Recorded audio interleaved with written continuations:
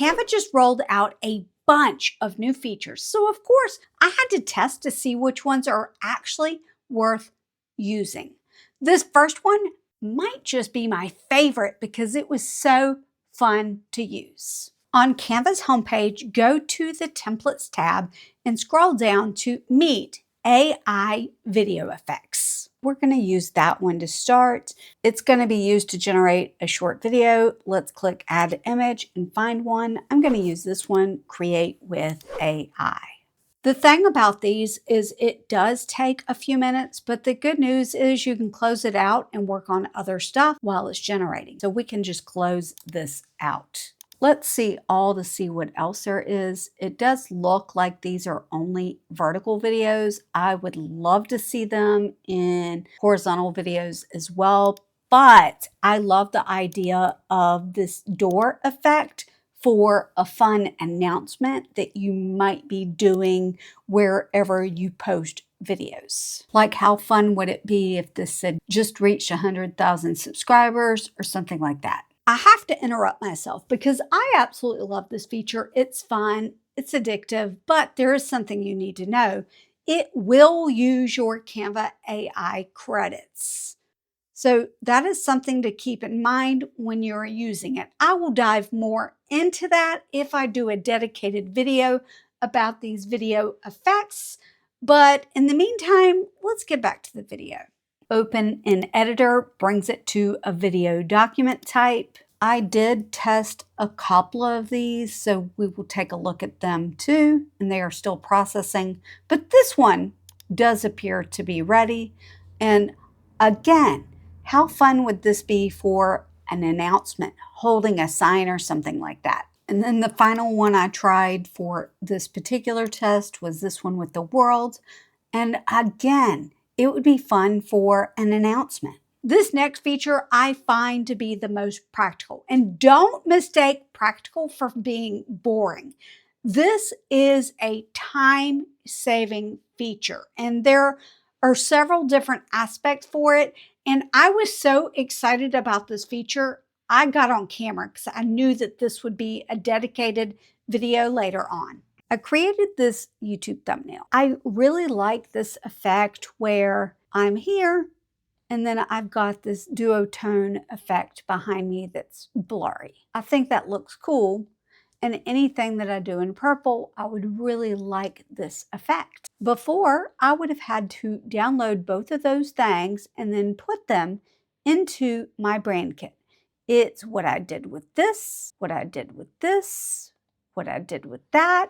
There's a new feature called Component. I'm not sure that this is the way this feature was intended to be used, but it's how I'm going to use it. So let's take a look. I'm going to save both of these in my brand kit without having to download and re-upload into Canva. This, Shift, and that, and group. Right-click on me. Create components. This is a Canva Pro feature, but does it use AI credits? If I'm being honest, I don't know the answer to this, but I can give you my best educated guess, which is that it does not. And the reason why I'm saying that is that I went to my billing before I used this feature, and I went to billing after I used the feature, and the AI tracker percentage remained the same. So that's why I am making the best guess that I can that this component feature in saving it to brand kit does not use AI credits, but you do need Canva Pro to utilize this. And save to brand kit. I'm going to use it in the creator classroom. Also, asset category. I've got one called thumbnail. Some people call this component. Some people call it something else, but I want everything that I do for thumbnails to go in this thumbnail asset category and create. So before we move on, I would love for you to tell me in the comments what your favorite new Canva feature is.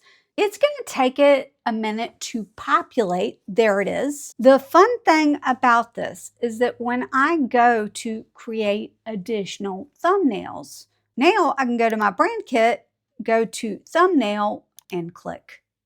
And then I can click this. How they intended this to be used, go to the source. Watching that back, I realized I went too fast, so I wanted to slow it down.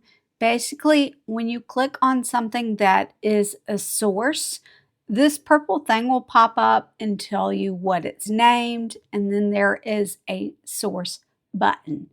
That is what you click, and it will pull it up into a whiteboard.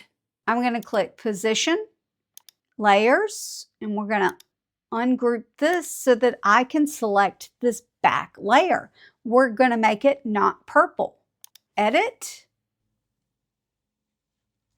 Maybe I want it to be a color pop or a pomelo or an amber or something like that. So I'm going to make that adjustment.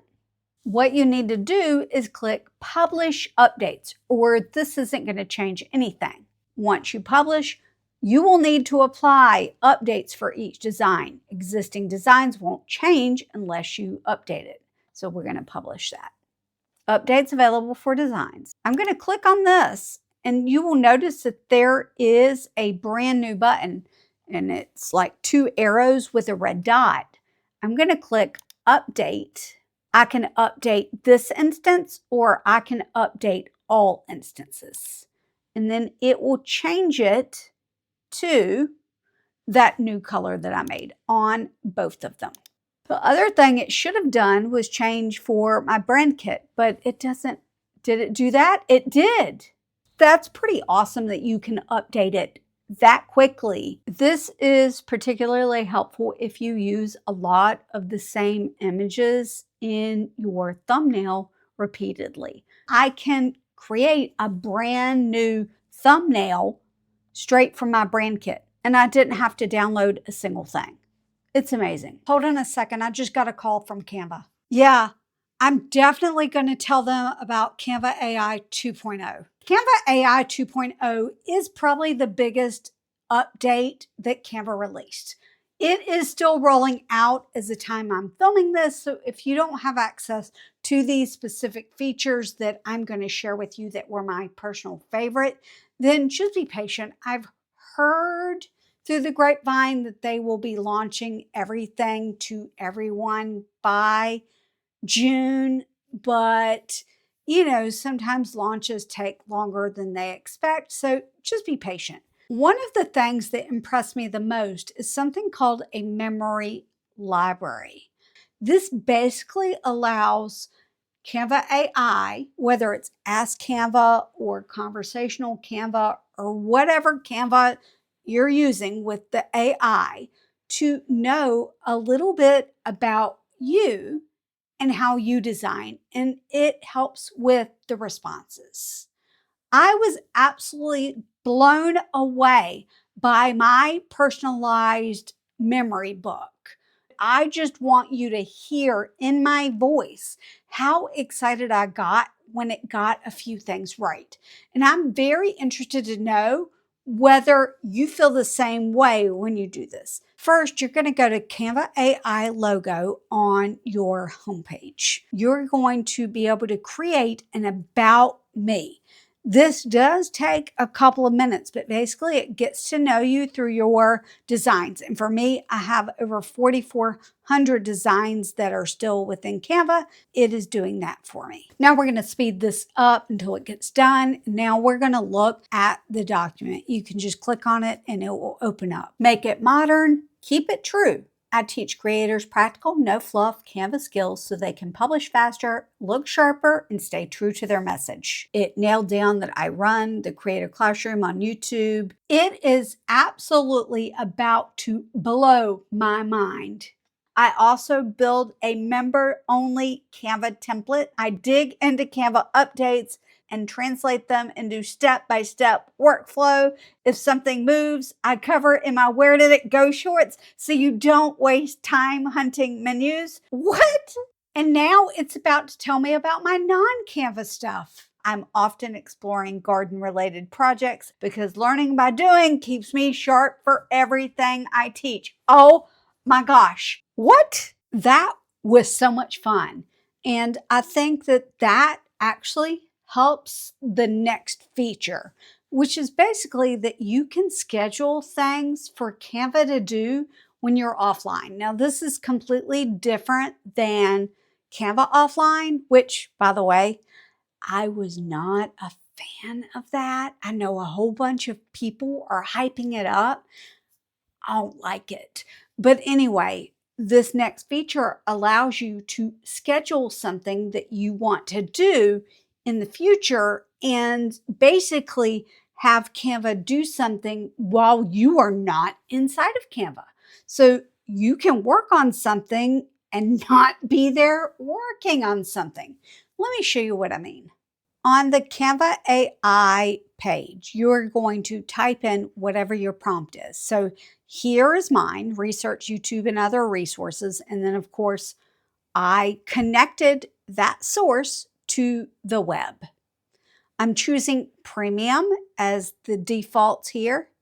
And then I'm not connecting it to anything else because YouTube isn't there. And we're going to schedule this with a custom time for 1 minute into the future so that I can see how it works. Now, we could repeat this, but I'm just going to say that it does not repeat and then schedule the task. It is created a scheduled task. Obviously, I'm still here because I just created this 1 minute in the future and task is running. It looks like I've got a notification. It's just telling me that it's running. I should have clicked that. I was testing this for the first time, so I did not know what to do. And so here in a minute, I'm going to be confused. And I used conversational AI with Canva to find out what I should do. Now, let's talk about the elephant in the room. Yes, this uses AI credits, and depending on what you choose, standard, premium, or ultra will depend on the percentage that this uses. So anyway, let's get back to this feature, which I absolutely am loving.